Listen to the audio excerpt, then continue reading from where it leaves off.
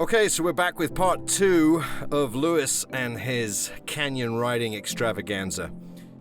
We've come over the hill. We are now at the bottom of the canyon and we're about to turn around and head in the opposite direction. So if you watched part 1 of the video, you'll have a good idea of what part 2 is going to look like, just in reverse, different scenery, everything back to front. Hope you enjoy the video, hope you learn a few tips on safe canyon riding, and thanks again for watching. Okay. All right, be safe. We'll stop at the bottom.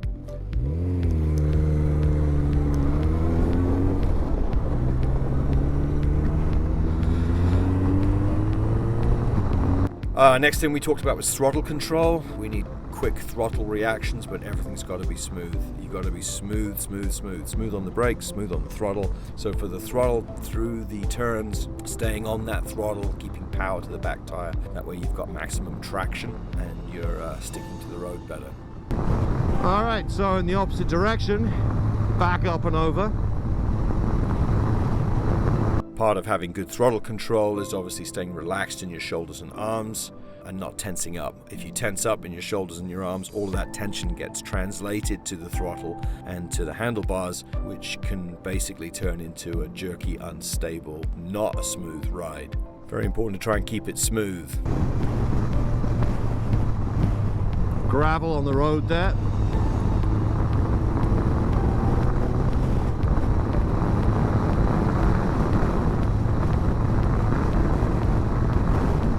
More gravel on the road here.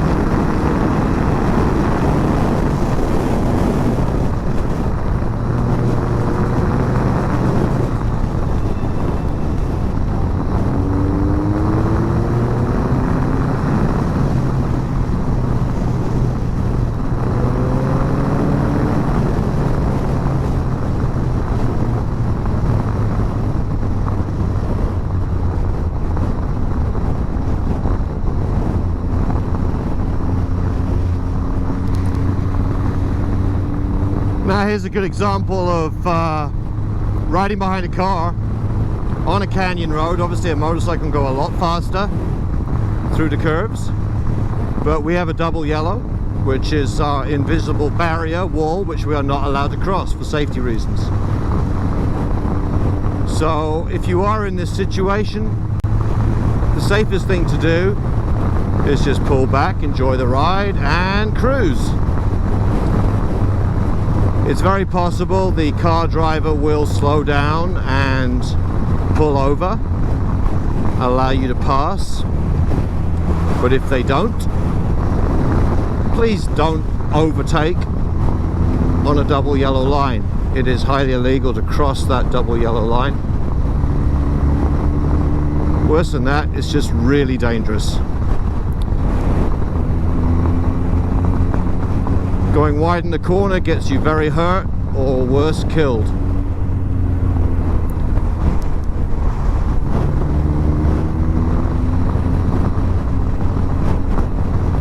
So I'm about as close as I want to be to this driver. He knows I'm here, and when there's a turnout or a turn in, hopefully he will be considerate to us motorcyclists and let us pass. But if he doesn't, he doesn't.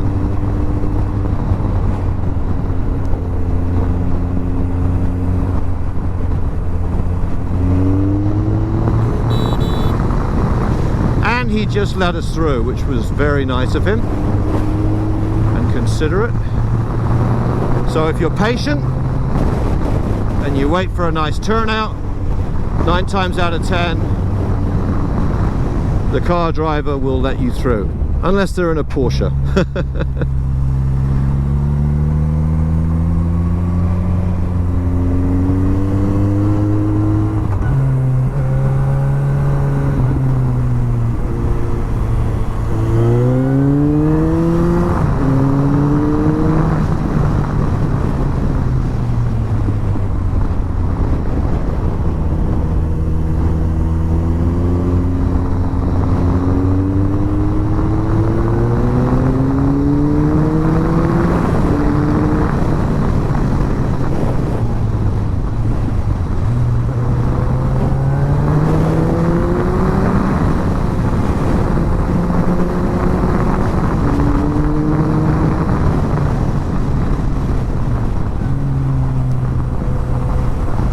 Find that inside line, head turn all the way through.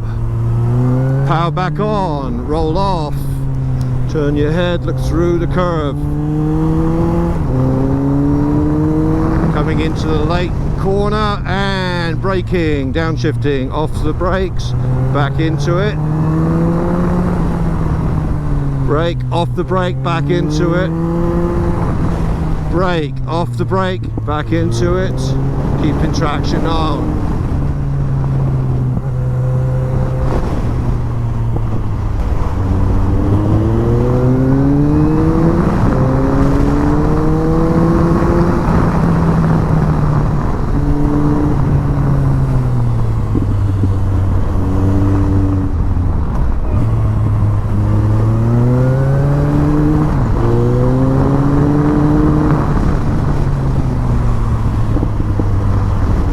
Finding that good line, making sure there's no oncoming traffic. Flicking that bike.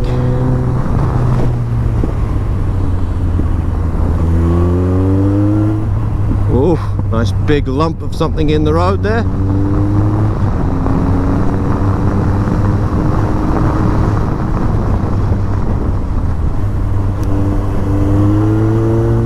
So coming back up the canyon in the opposite direction is a completely new experience. Obviously I've done it before, but for Lewis behind me, doing it in reverse gives you another set of corners in a different direction for you to experience, so it's more great practice.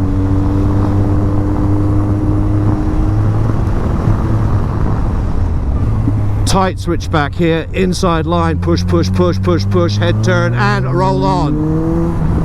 And roll off, head turn through the corner, nice and tight.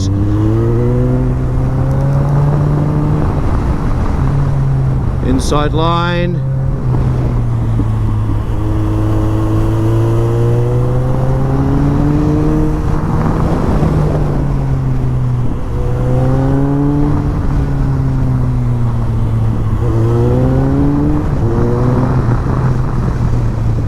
Look at that glorious view.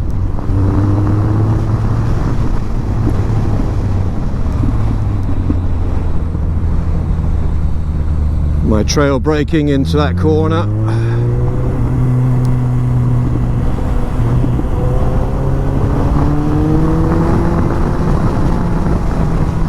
Another switch back here, outside line, head turn all the way through, pushing on that left hand grip. Leaning in, kiss the mirror.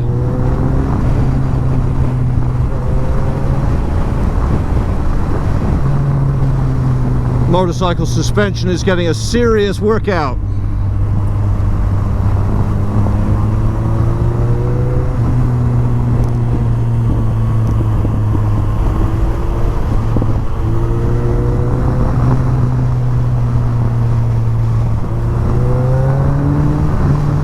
This particular canyon has got a lot of ups and downs, a lot of different elevation changes, a lot of different cambers in the road.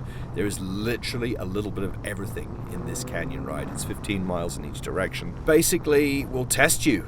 So it's very important that you get that experience riding uphill and downhill with the different cambers, with the different grades, different elevation changes, so that you can experience what it's like to change your line based on whether you're going uphill or downhill, the speed you're at, how much you're braking, coming into the corners, and obviously just maintaining that level of calm, smooth, zen riding.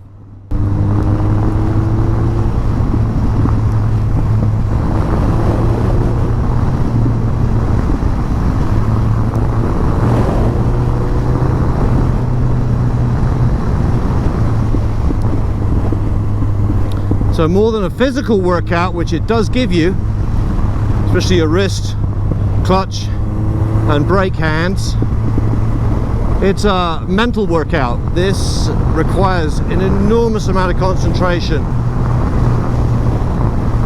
to ride these canyons well. Love this little bridge, so cute. There we go.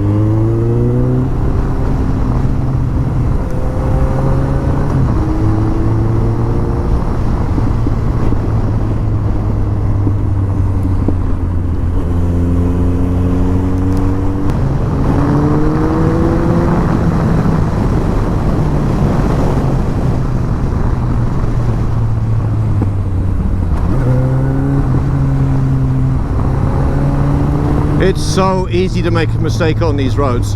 Get overconfident, go into a corner too hot, not counter steer enough. You cannot relax for a second when you're doing this kind of riding. It's really important. Concentrate, concentrate, concentrate, focus, focus, focus. Look as far ahead as you can.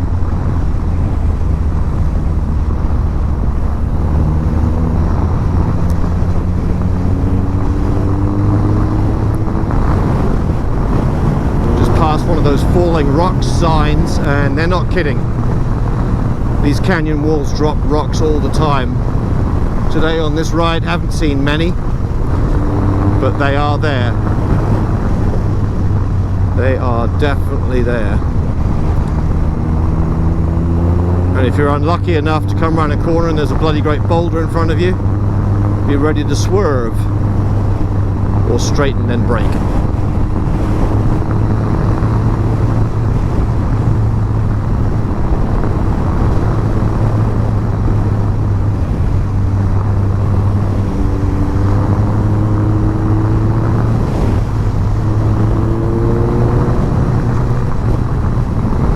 Nice 90-degree turn here.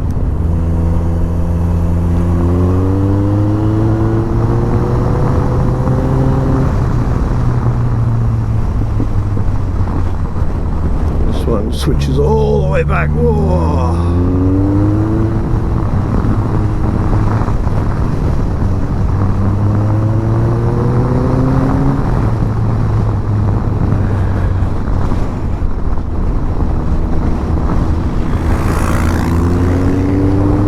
Let's see how young Lewis is doing.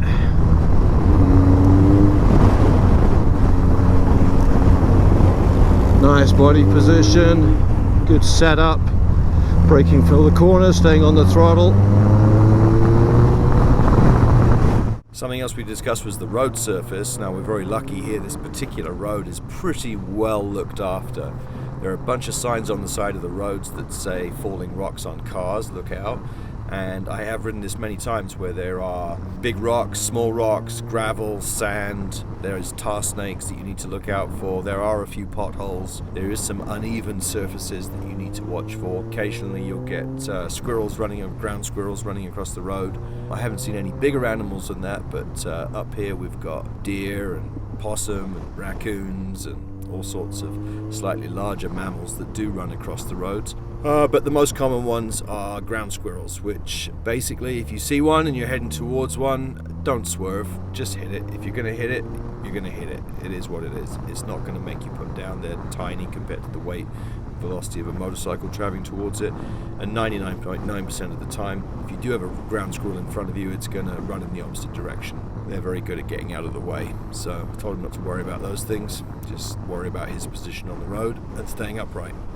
Now, as far as passing goes, we talked also about the fact that it's pretty much a double yellow line for 15 miles. That means no passing. Because we're riding together and we're staggered or riding behind each other, there will be some times where I'll signal him to basically pass me so I can watch him ride in front of me. I will then pass him and ride in front of him and vice versa. So we talked about I was going to give that signal with my left hand passing on the outside of me. The left-hand side. There's no passing of cars unless the car pulls over. So if we do get stuck behind traffic, we're just going to have to cruise and sit behind traffic until there's a turnout, and hopefully they will pull over and let us go by. And that also goes for race cars. Occasionally we have a few local race car clubs that use this road for driving on. I've often seen Porsches and Ferraris and expensive sports cars racing each other on these lanes. If they do come up behind us, because we're going to be basically riding a slower speed, practicing and training, we end up with some high-speed performance cars behind us. It's up to us to find a turnout and pull off the side of the road to let them pass us. Now, with that in mind, the sides of the road are gravel, and there's a huge difference between riding on asphalt and concrete and then pulling off the road and riding on gravel. So your traction is completely different, and you're very likely to slide, skid, fall over and make a mess of yourself in the bike if you get off the road too quickly and hit the gravel too fast and brake. So we talked about slowing down on the asphalt all the way to 2-3 miles an hour before we get into the gravel and onto the dirt, and then pulling over to the stop. It's very important to recognize the difference in road surfaces and how that's going to change your traction on the motorcycle. Another thing that we discussed is riding at your own pace. Basically, I wanted him to ride at a speed that he's comfortable at.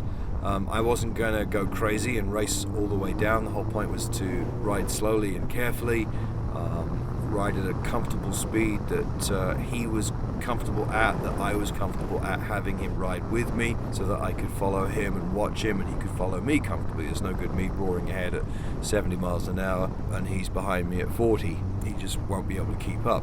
Plus he's on a 390cc motorcycle and I'm on a 1250.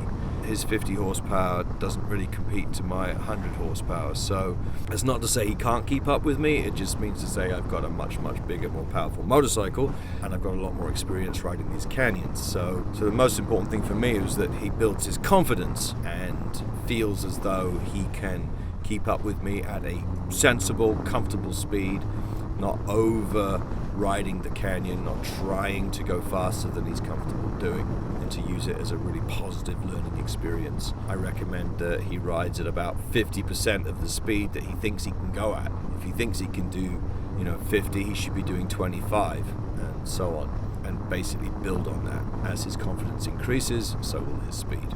So, and then the final thing we talked about was just basically safety. Safety. All I really care about with myself on a motorcycle is my own safety. If I'm riding with somebody else, I'm worrying about their safety. It's just not worth making a poor choice, riding too fast, braking too late. Safety. It's just so important to enjoy the ride, come home alive to your family. So every choice you make on your motorcycle needs to be based on the fact, is it safe? Am I doing the safest thing I can possibly do? Am I consciously aware of my position on the road, oncoming traffic, the speed I'm going at? Am I relaxed? Am I having a good time? Am I safe? Alrighty, so we are almost at the end of the ride. We are back almost where we started at the 14 freeway in Sand Canyon.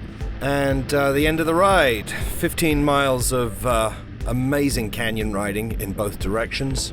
And full disclaimer, I just want to put it out there that I am not pretending to be the world's greatest motorcyclist. This particular ride was for training purposes. It was not about getting your knee down or going through the canyon at top speed.